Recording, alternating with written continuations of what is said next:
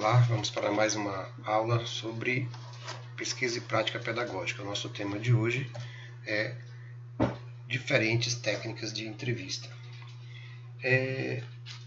Quando você vai fazer um trabalho, uma monografia, um TCC, precisa colher dados, colher informações.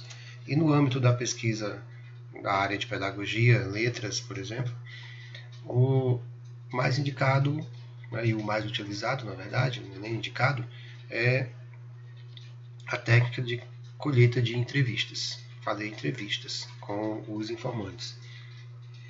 E muita gente pensa que isso é mais fácil. Não, eu vou lá, falo, converso com a pessoa e tudo bem. Não, existem técnicas, existem detalhes que devem ser observados para que você possa colher o máximo de informações e da melhor qualidade possível. E é disso que nós vamos tratar aqui hoje neste vídeo. Bom, entrevista, como todo mundo sabe, todo mundo vê na televisão, no rádio, entrevista é um encontro entre duas ou mais pessoas, ou entre uma pessoa e duas, entre um entrevistado ou dois entrevistados, um entrevistador, a fim de que uma delas ou várias delas obtenha informações a respeito de um determinado assunto. Geralmente o entrevistado é expert no assunto, mediante uma conversação de natureza profissional. É um procedimento utilizado na investigação social, na área de letras, pedagogia, para a coleta de dados, ou para ajudar no diagnóstico ou no tratamento de um problema social. No caso de um TCC, no caso de um projeto de pesquisa, para obter dados que depois serão analisados. A entrevista, em uma das suas definições, consiste no desenvolvimento de precisão, focalização, fidedignidade e validade de um certo ato social, que é a conversação. É preciso que ela tenha foco, não se converse sobre o tempo está bom, ou como foi o jogo, não tem nada a ver, não vai direto ao assunto. Fidedignidade, o que a pessoa disser precisa ser transcrita do jeito que ela disse, nada de inventar, e a validade do ato social. Trata-se, portanto, de uma conversação face a face, tete a tete, de maneira metódica, planejada, para que o entrevistado possa verbalmente dar a informação necessária. Alguns autores consideram a entrevista um instrumento por excelência da investigação social. E quando o investigador é experiente, quando o pesquisador é experiente, é superior a outros instrumentos de coleta de dados. Então a entrevista é importante instrumento de trabalho nos vários campos das ciências sociais e de outros setores de atividades, como a sociologia, a antropologia, a psicologia social, da ciência política, O serviço social também utiliza, o jornalismo, os cursos de relações públicas, a administração utiliza muito da pesquisa de mercado, ela é utilizada pelo IBGE, por exemplo, faz uma pesquisa, Na época de eleições tem pesquisa, então essa pesquisa através de entrevista é muito interessante para ser feita. Elas têm várias divisões. Uma delas é a entrevista informal. O que é a entrevista informal? É uma entrevista em que eu tenho apenas a informação de modo geral, o tema de que eu vou tratar. Eu vou tratar de correção de redação.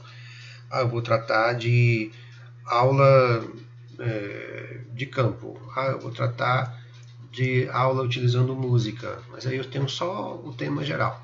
Ela é chamada, a gente diz que ela é menos estruturada, se torna praticamente uma conversa informal, com o objetivo de o pesquisador obter uma visão geral do assunto, do tema. Ele, claro, deve pedir, ter um termo de consentimento livre esclarecido, o TCLE, assinado pelo entrevistado, e ele pode pedir permissão para gravar ou não. Se o entrevistado der permissão para gravar, ele grava e depois transcreve ipsiliteris ipsiverbis, ou seja, com a mesma letra, com a mesma palavra. Claro que antes da entrevista é preciso que o pesquisador vá lá, contate, faça um contato prévio com alguém do grupo, com o grupo todo, com a pessoa, a fim de aparar as arestas, para poder que a entrevista ocorra da maneira mais natural possível.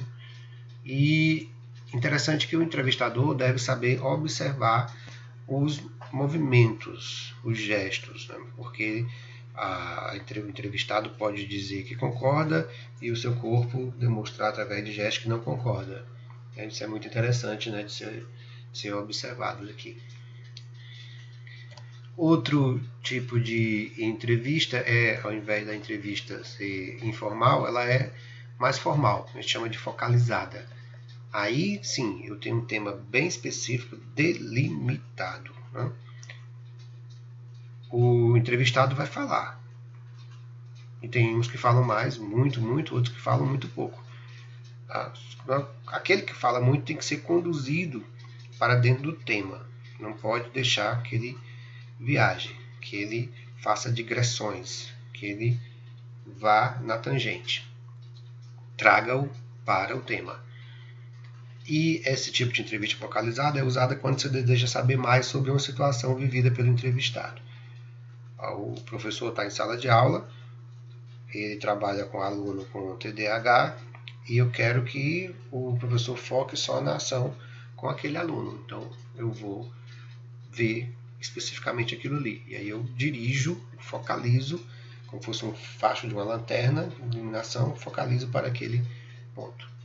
Um exemplo da pedagogia é quando você instiga o entrevistado a dizer assim, fale sobre como era a alfabetização no seu tempo de criança.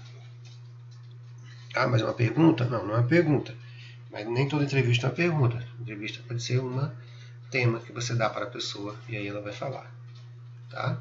É bem interessante esse aqui. Aí você está delimitando a alfabetização, mas não é em qualquer momento. Nem é de qualquer pessoa. É a alfabetização do entrevistado no tempo em que ele era criança. Por quê? Porque vai ver um objetivo de pesquisa seu é tratar de fazer a diferença entre a alfabetização antes, né, do tempo de criança aqui, e a atual.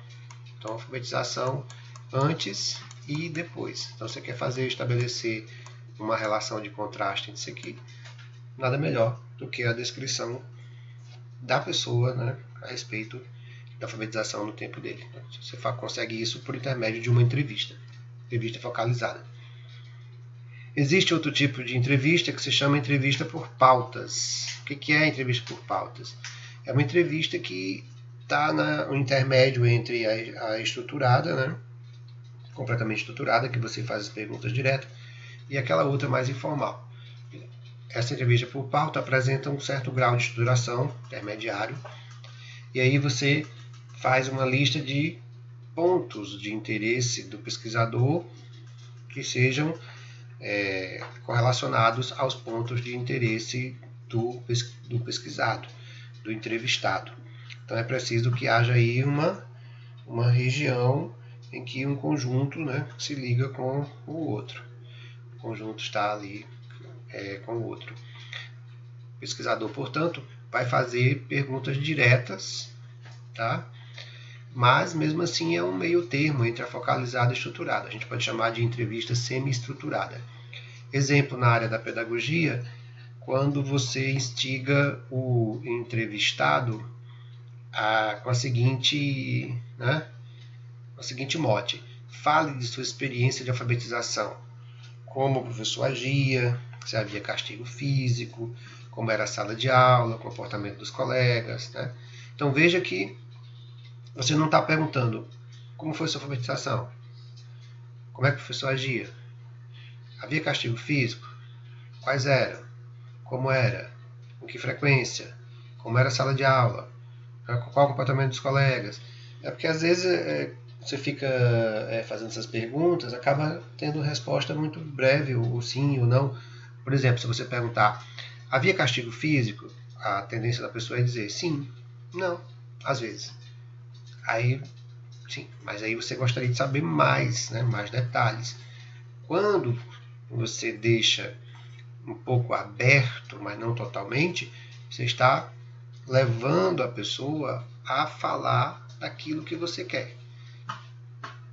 Claro, como você deu aí, como é que agia, tinha castigo, sala de aula, comportamento. você deu 4 subtemas em relação à experiência de alfabetização, a criatura pode esquecer um. Aí ela vai falar, geralmente ele diz assim, o que era outro mesmo, qual era o outro ponto?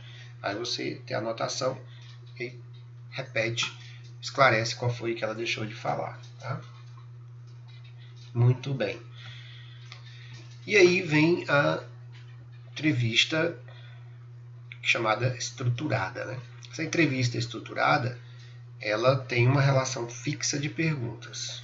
Você está com o seu tema, que é a alfabetização na infância, né, das pessoas nos anos 80, nos anos 70. Aí você tem uma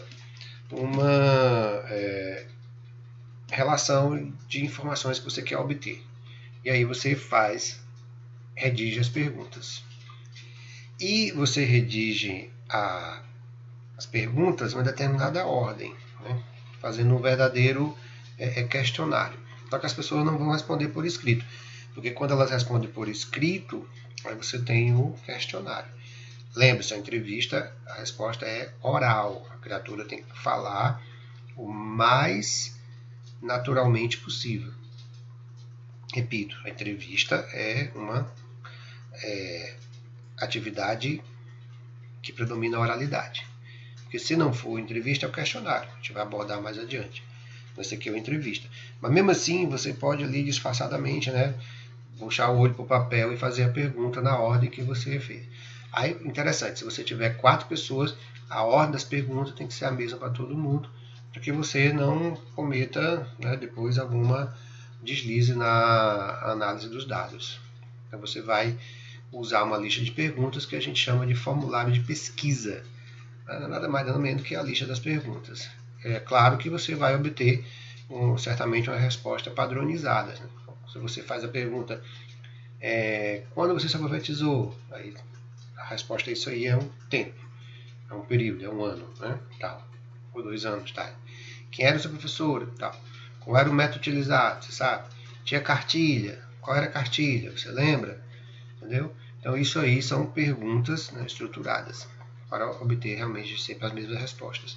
Porque aí depois você vai fazer a comparação com o seu objeto, um dos seus objetivos específicos é fazer a comparação dos métodos, né, de alfabetização entre as pessoas. Então é interessante que você faça a mesma pergunta para todos. Além disso, o fato de você fazer, né, essas perguntas padronizadas vão facilitar na hora da análise, né, dos dados, análise estatística. Tantos, perguntei a 10 alunos, 10 pessoas, 10 professores. Aí 8 disseram que foram alfabetizados pelo método sintético, outro foi alfabetizado pelo método fônico, outro pelo... Entendeu? Assim por diante. Vai possibilitar essa análise de dados aqui. Aí você vai te perguntar, mas isso aí eu vou preparar o roteiro como? Né? Como é que eu vou fazer as perguntas? Antes de tudo, né, as perguntas têm que estar relacionadas, precisam estar relacionadas aos objetivos geral e ao objetivo específico da sua pesquisa. Então não esqueça disso.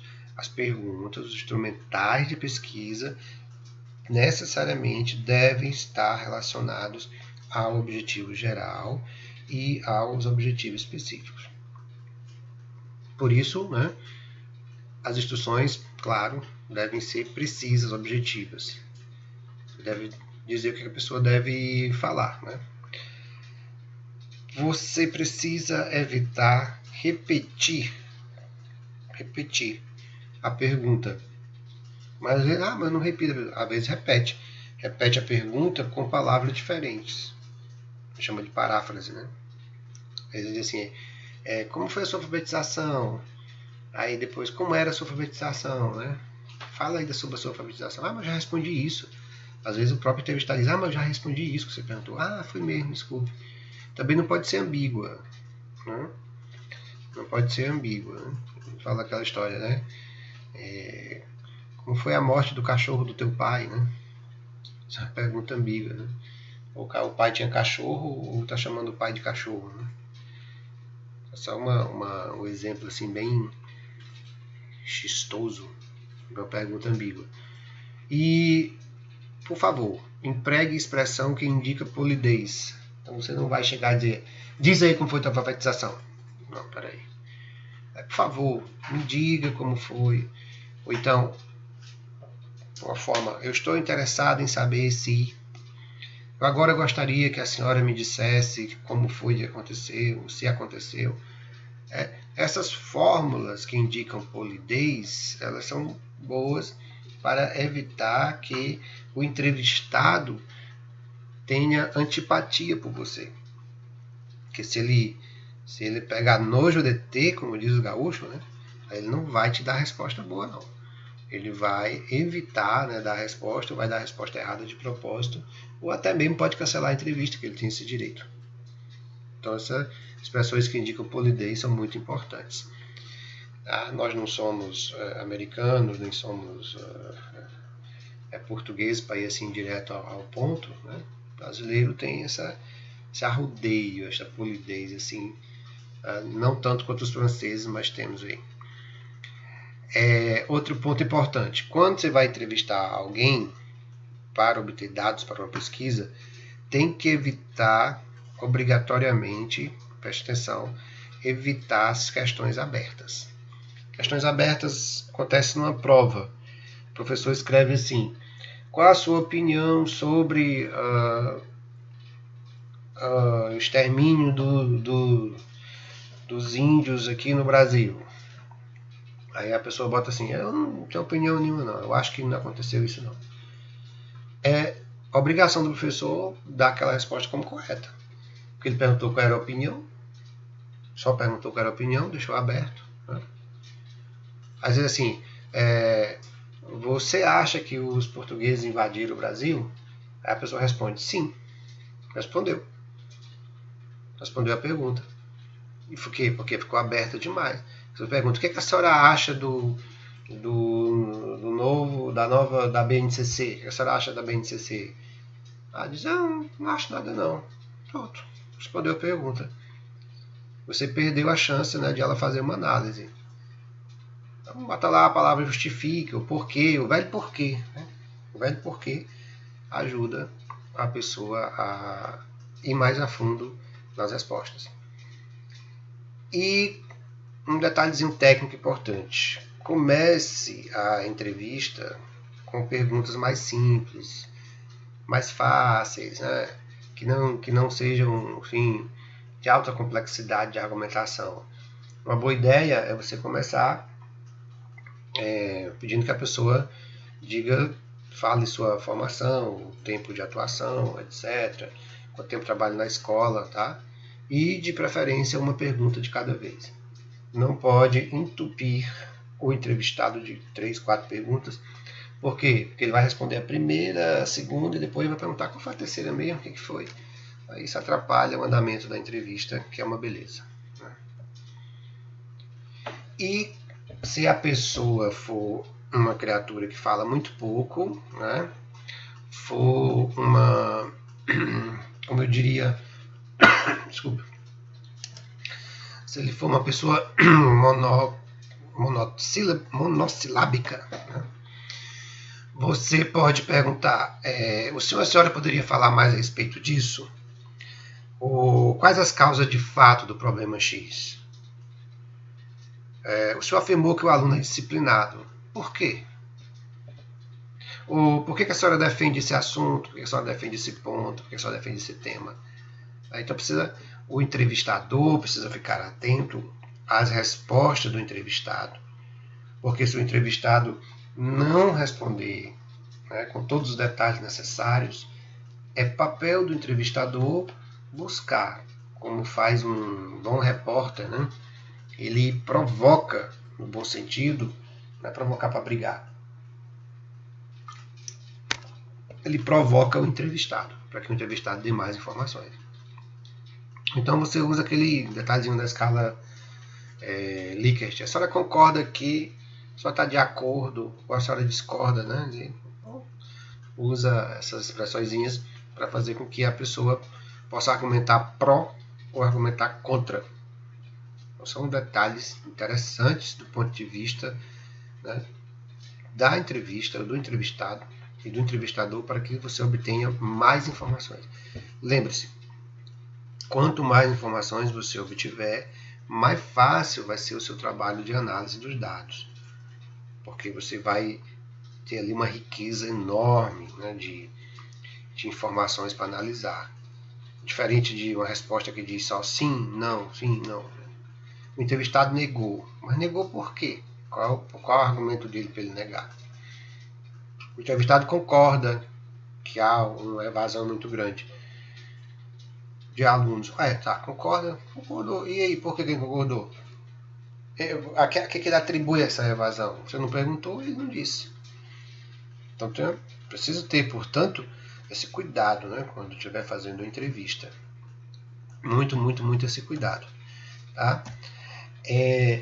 Gostaria de fechar aqui relembrando, né, a questão dos objetivos da entrevista. Então, nós falamos que a entrevista tem como objetivo principal a obtenção de informações do entrevistado sobre um tema, sobre um assunto qualquer.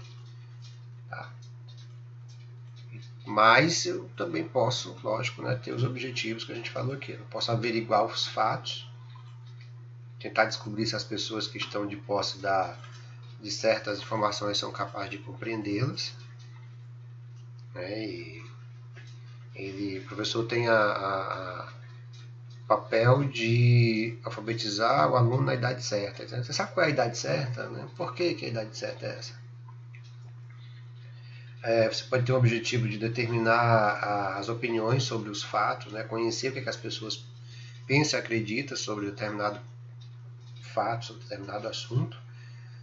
Você pode também procurar compreender a conduta de alguém, chamado sentimentos, emoções, né? A percepção da pessoa sobre determinado profissional do professor, sobre determinado ponto de vista. Você pode trabalhar com a descoberta de plano de ação. Você vai descobrir por meio das definições individuais, né, dadas pelo entrevistado, qual a conduta adequada que ele acha adequada em determinada situação, a fim de prever qual seria a sua. Tá? Você pode trabalhar com as informações relativas ao que ele pensa no presente ou no passado. Né? Você pode concluir, inferir que conduta a pessoa terá no futuro, ou por que ele se comportou daquele jeito no passado. Né? E, claro, de novo, né, trabalhar com os chamados motivos conscientes para as opiniões, sentimentos, sistema, conduta. Quer dizer, descobrir quais fatores podem influenciar a opinião, a percepção, o sentimento e a conduta e por quê. Afinal de contas, você vai trabalhar com a pesquisa, né, na educação, trabalha com pessoas, geralmente. Se você estiver analisando o livro, estiver analisando material didático, né, você não vai fazer entrevista. Lógico, se estiver analisando o material em si. Mas se estiver analisando o material usado pela professora, você vai analisar o material e vai analisar a professora. Então a professora vai dar informação sobre aquele material didático que ela está utilizando.